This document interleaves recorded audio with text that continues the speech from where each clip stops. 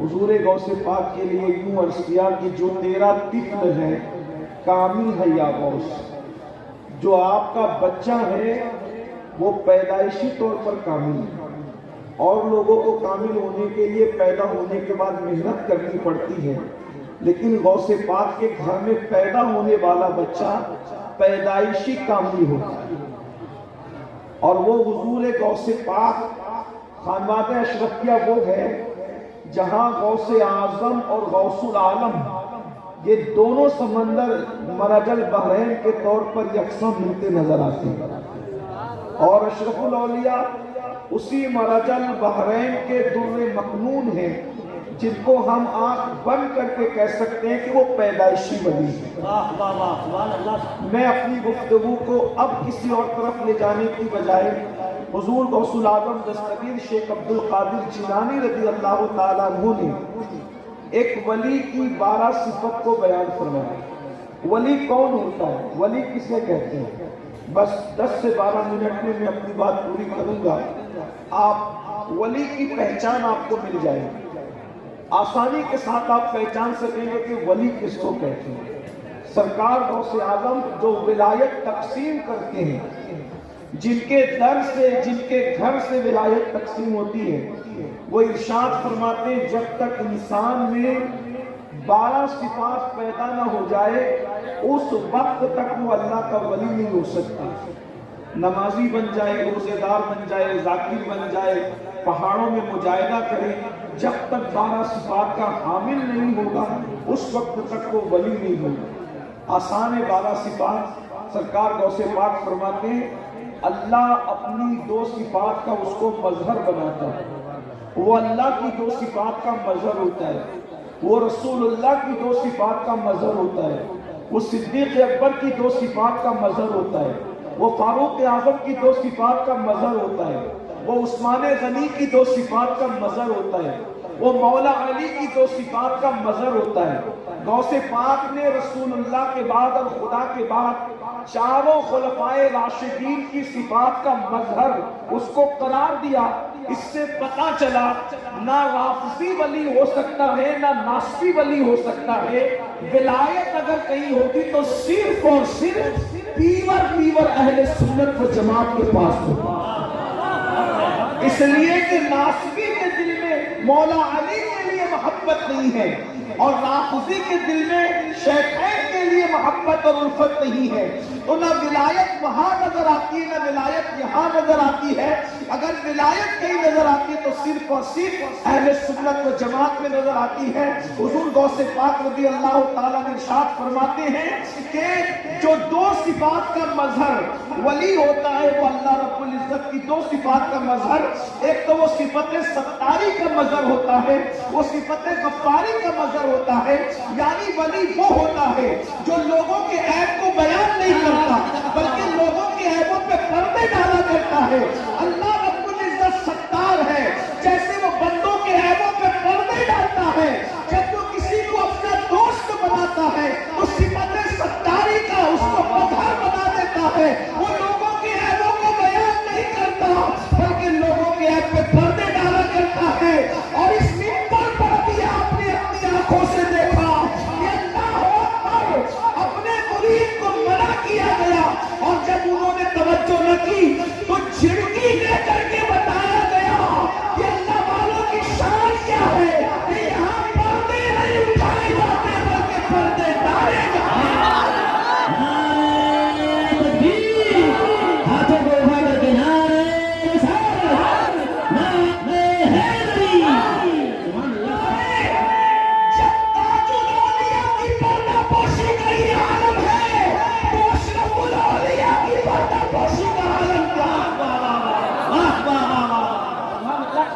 صفت ستاری کا مظہر ہوتا ہے، پھر فرمایا وہ صفت غفاری کا مظہر ہوتا ہے، یعنی وہ لوگوں کو معاف کرتا ہے۔ اپنی ذات کے لیے وہ لوگوں سے لڑائی جھگڑا نہیں کرتا، اس لیے کہ ذات کے لیے لڑنا یہ کتوں کا کام ہوتا ہے، ذات کے لیے لڑنا یہ اللہ والوں کا کام نہیں ہوتا۔ وہ صفت غفاری کا مظہر ہوتا ہے۔ اس آئینے میں اگر آپ حضور اشرف الاولیاء کی زندگی کو دیکھیں، میں نے تو ان کو نہیں دیکھا، میں نے صرف لوگوں سے سنا ہے، سن کر میں اس نتیجے پر پہنچا ہوں۔ جنہوں نے دیکھا ہے وہ گواہی دیں گے، شہادت دیں گے کہ ان لوگوں نے، حضور اشرف الاولیاء نے اپنی ذات کے گستاخوں کو ہمیشہ معاف کیا، اور اس دن کو یاد دلایا جو فتح مکہ کا دن تھا، لا تثریب علیکم اليوم۔ اور یہاں تو چشتیت ہے، اور خاص طور پر یہاں چشتیت اور قادریت کا بھی سنگم ہے۔ چشتیت اس اعتبار سے ہے کہ مخدوم اشرف جہانگیر سمنانی جیسا سلسلہ چشتیہ کا وہ عظیم نمائندہ، جس نے سلسلہ چشتیت کو بام عروج تک پہنچایا، اور اسی لیے تو ان کے مرشد کو ان میں ناز تھا۔ مرشد اپنے بیٹے کو خدمت سونپتے ہیں کہ تمہیں جنگل سے لکڑیاں لانے جانا ہوگا، اور سارے خلفاء مریدین کو ذمہ داریاں سونپتے ہیں، خانقاہ میں جھاڑو لگانا ہوگا، برتنوں کو صاف کرنا ہوگا، لنگر تقسیم کرنا ہوگا، مہمانوں کی خدمت کرنا ہوگا۔ بیٹے کو بھی کام دیا، سارے مرید اور خلفاء کو کام دیا، لیکن جب میرے مخدوم اشرف سمنہ نے عرض کیا حضور سب کو کام سونپتے ہیں، مجھے بھی کوئی کام سونپ دیجئے، فرمایا ارے سوالات ہے اشرف تمہارا دو، اس لیے کہ جب تم آئے تھے تو تمہارے آنے سے پہلے خضر علیہ السلام نے تمہاری اتنی تعریف کی تھی کہ اب مجھے کوئی کام دینے کے لیے تمہیں حیا آتی ہے، کیا منہ دکھاؤں گا؟ اگر میں نے تمہیں کوئی کام سونپ دیا، میں تمہیں کوئی فزیکلی ایکٹیویٹی نہیں سونپنا چاہتا، اگر تم کچھ کرنا ہی چاہتے ہو تو ذکر اذکار کے ذریعے سے منزلوں کو طے کرو۔ نعرہ تکبیر، نعرہ رسالت، فیضان مخدوم اشرف، فیضان مخدوم العالم۔ واقع مرشد جس کو ذمہ داری اور خدمت دینے اور خدمت لینے کے لیے حیا کرے وہ اشرف سمنہ ہے، وہ ہمارے مخدوم ہے۔ بہرحال تو چشتیت تو اس اعتبار سے کہ مخدوم صاحب چشتی ہے، اور قادریت اس اعتبار سے کہ سیدنا عبدالرزاق نورالعین کی اولاد ہے، تو یہاں چشتیت اور قادریت ایک ساتھ جمع ہوتی، یہ بھی مراجع کا ہے الحمدللہ تعالی۔ تو چشتیت اور قادریت جو جمع کرنے کی بات کر رہا ہوں تو یہ کہ یہاں ہائے ہائے کیا بات، اشرفی صحبہ شراب سنجری، سبحان اللہ، ایک ہی شیشے میں ہے دونوں بھری، قادری صحبہ شراب سنجری، ایک ہی شیشے میں ہے دونوں بھری، قادری صحبہ شراب سنجری، قادری صحبہ شراب سنجری، ایک ہی شیشے میں ہے دونوں بھری۔ کیا خوش نصیبی ہے ہم لوگوں کی۔ تو قادریت اور چشتیت جب ملی ہوئی ہے تو دونوں میں اب بات کیا ہے؟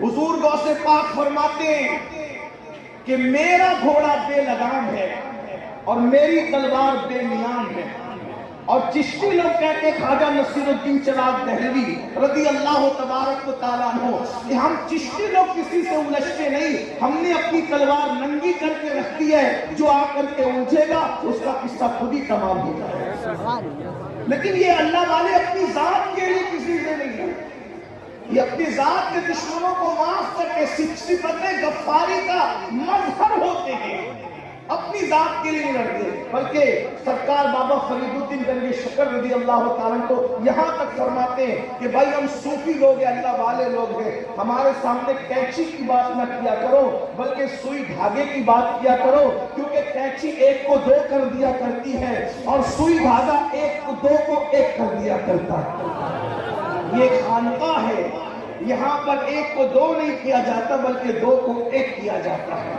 یہ سرکار بابا فرید گنج شکر رضی اللہ تعالیٰ کی تعلیم۔ اللہ کرم فرمائی ہے، آپ کی دعائیں سچے نہ محبتیں ہیں۔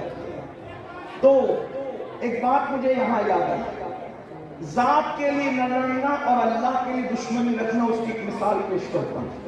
سرکار خواجہ نصیر ملت وطیر خواجہ نصیرالدین چراغ دہلوی کی بات یاد آئی۔ کچھ لوگوں نے بادشاہ کے پاس جا کے چغلی کی کہ یہ لوگ تو سما میں رات دن رہتے ہیں، یہ اللہ والے لوگ نہیں ہیں، اور یہ ایسے ہی ہیں ایسے وغیرہ وغیرہ کہا۔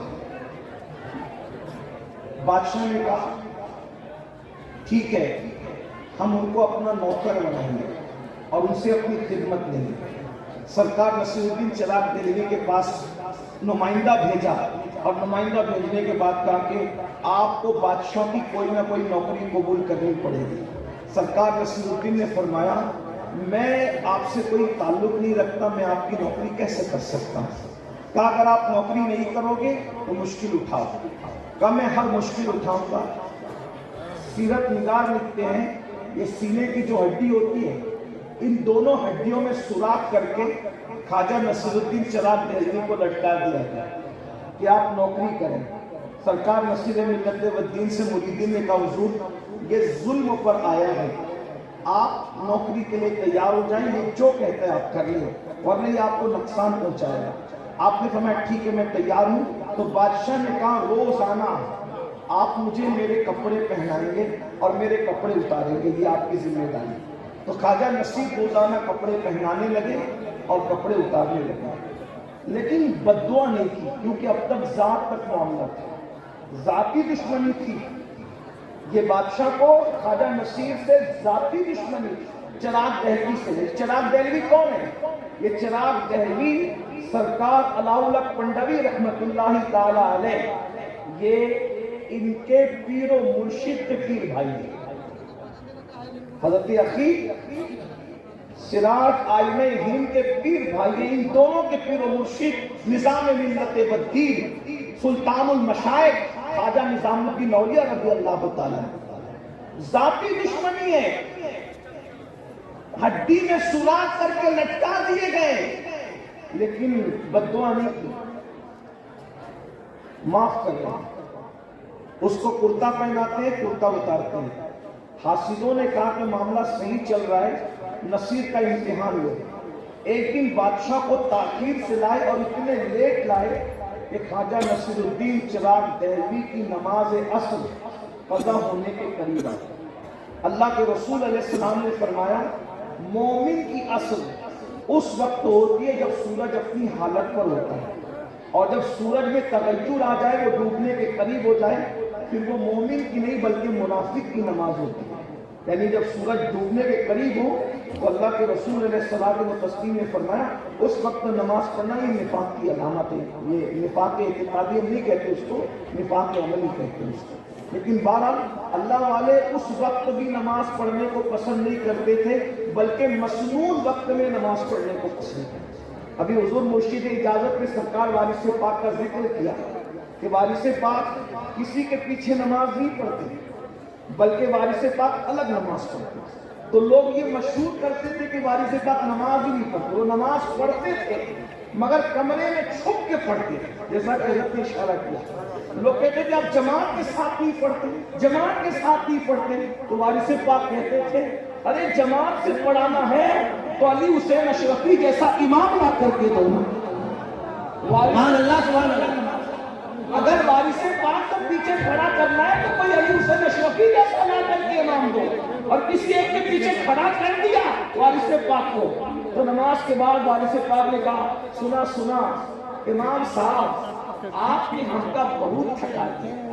سرکار وارث پاک کہتے بہت تھکایا آپ نے ہم کا۔ کہا وہ کیسے؟ کہا ہم تو آپ کے پیچھے نماز کے لیے کھڑے ہو گئے، لیکن کبھی چارے کی دکان پر، کرانہ دکان پر، کبھی کہیں لے کے بھٹکتے رہے، جہاں امام رہا پیچھے پیچھے وارث تھے۔ تو کہا ایسی نماز کی کیا نماز ہے؟ لیکن یہ ہم لوگوں کے لیے، ہم لوگوں کو تو ہر صحیح عقیدہ کی اتباع کرنی چاہیے کہ وارث پاک کا مرتبہ اور ہمارا مرتبہ اور ہے۔ تو اندازہ فرمائے تو بھائیوں ہم لوگ کیا ہیں؟ کسی نے حجاج سے کہا او حجاج تو بھی ہمارا امام ہے اور ابو بکر کی قوم کے امام تھے، تو کتنا بدماش ہے اور کتنے اچھے تھے۔ حجاج تھا بدماش تھا لیکن حاضر جواب تھا۔ اس نے کہا تم ابو ہریرہ بن جاؤ میں بھی ابو بکر صدیق جیسا بن جاؤں۔ جب تم ابو ہریرہ نہیں بن سکتے تو تمہیں ابو بکر صدیق جیسا امام کیسے مل سکتا ہے؟ بس میں یہی آپ سے کہنا چاہتا ہوں، جب ہم وارث پاک نہیں بن سکتے تو ہمیں بھی ابھی حسین اشرفی جیسا امام نہیں بن سکتا۔ سود کھاتے رہو گے، حرام کھاتے رہو گے، عورتوں پہ بدنظری کرتے رہو گے، اسی طریقے سے اپنی بیٹیوں کو بازار اور ولیموں میں بے پردہ گھماتے رہو گے، اور پھر سوچو کہ ہمیں بھی اعلیٰ حضرت اشرفی میاں جیسا امام مل جائے۔ تو بات ایسی ہے نا، جیسے ہم رہیں گے جیسے ہم ویسے ہمارے امام، جیسے ہم ویسے ہمارے پیر، جیسے ہم ویسے ہمارے مشائخ۔ ارے تو خسرو بن، تیرا پیر نظام الدین محبوب الہی تو ہے۔ پیر کو تلاش کرنے کی ضرورت نہیں، ہم نے خسرو بننا ہے۔ اگر تو اشرف سمنا بن جائے تو علاء الحق پنڈوی جیسا پیر ہوگا۔ کیا بات ہے، اگر تو اللہ اکبر قطب الدین بن جائے تو تجھے معین الدین غریب نواز جیسا پیر مل جائے گا۔ لیکن بات تو اتنی ہے نا، اصل کمی ہمارے اندر ہے اور ہم الزام لوگوں پہ رکھتے۔ تو میں بات یہ کہہ رہا تھا، کیا بس بات ختم ہی کر دوں۔ اللہ اکبر کہ خواجہ نصیر الدین چراغ دہلوی کے ساتھ معاملہ چل رہا تھا، خدمت کر رہے تھے، اتنی دیر سے لائے بادشاہ کو کہ سورج غروب ہونے کے قریب آیا، نماز اور آپ کی آنکھوں میں آنسو آ گئے کہ کیا میں وقرو وقت میں اثر کی نماز پڑھوں گا؟ غصہ آیا۔ اب تک ذاتی دشمنی تھی، نصیر الدین نے ہر تکلیف جھیلی، تکلیف برداشت کی، لیکن جب دین پر بات آئی، نماز فرض ہونے کی بات آئی، نماز قضا ہونے کی بات آئی، مکروہ وقت میں نماز پڑھنے کی بات آئی، تو اس کے بعد کرتا تو پہنایا اور پہناتے ہوئے آنکھ میں آنسو لے کر باندھتے ہوئے کہا، باندھے نصیر کھولے غسان۔ یہ ولی کی زبان ہے، یہ ولی کی زبان ہے۔ گفتے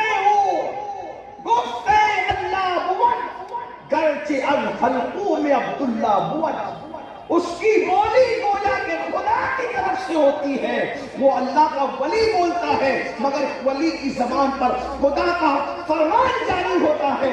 کس شان سے کہا، باندھے نصیر کھولے غسال، یعنی نصیر باندھ رہا ہے اور اس کو مرنے کے بعد اب غسل دینے والا غسال کھولے گا۔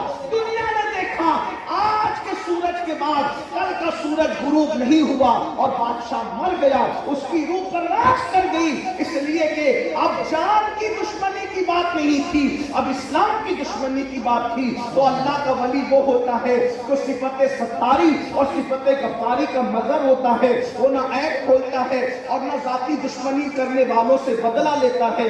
دو صفات اس میں رسول اللہ کی ہوتی ہے، ایک صفت یہ کہ رسول اللہ رفیق ہے امت پر اور شفیق ہے امت پر، تو جو اللہ کا ولی ہوتا ہے وہ رسول اللہ کی امت پر رفیق بھی ہوتا ہے اور شفیق بھی ہوتا ہے، یعنی اس کے اندر چڑچڑا پن نہیں ہوتا، وہ لوگوں کو ڈانٹتا نہیں، وہ لوگوں کو گالیاں نہیں دیتا، وہ لوگوں کو جھڑکتا نہیں، وہ امیر اور غریب میں فرق نہیں کرتا۔ رسول اللہ کی محفل میں جہاں صدیق اکبر جیسے مالدار کو پہلو میں جگہ ملتی تھی، وہیں پر بلال جیسے غریب کو بھی پہلو میں جگہ ملتی تھی، عثمان غنی جیسے کو پیار ملتا تھا مالدار کو، تو ابو ذر غفاری جیسے غریب کو بھی پیار ملتا تھا۔ اسی طرح جیسے مصطفیٰ جان رحمت امت پر رفیق و شفیق تھے، جب اللہ کسی کو ولی بناتا ہے تو اس کے اندر بھی رفقت اور شفقت کا انداز پیدا کر دیتا ہے، وہ ماں کی طرح پیار کرتا ہے، وہ شفقت دیتا ہے، وہ محبت کرتا ہے۔ دو صفات اس میں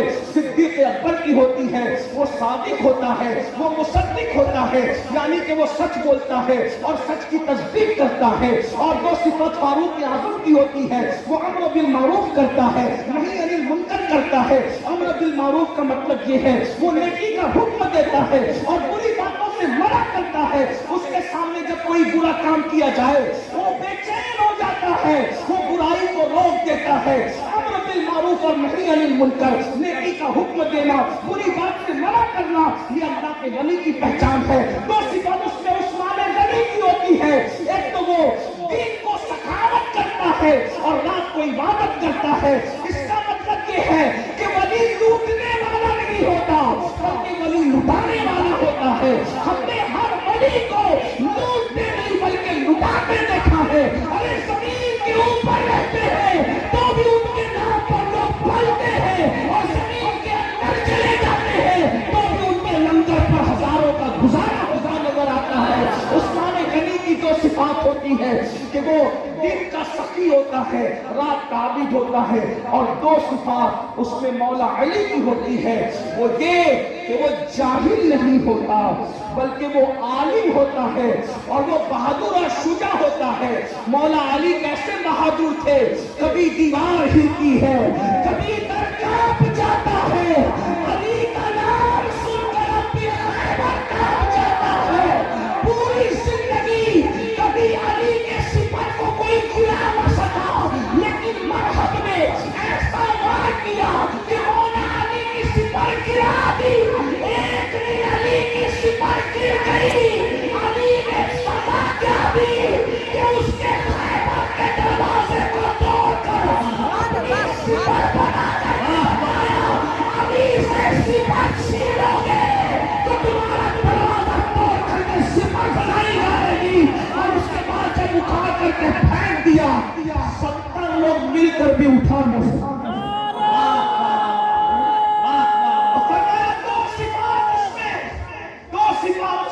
مولا علی کی ہوتی ہے، وہ بہادر ہوتا ہے اور وہ عالم ہوتا ہے۔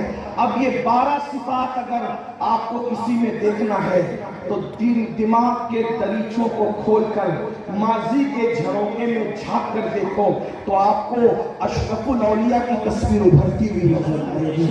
السلام علیکم ورحمۃ اللہ۔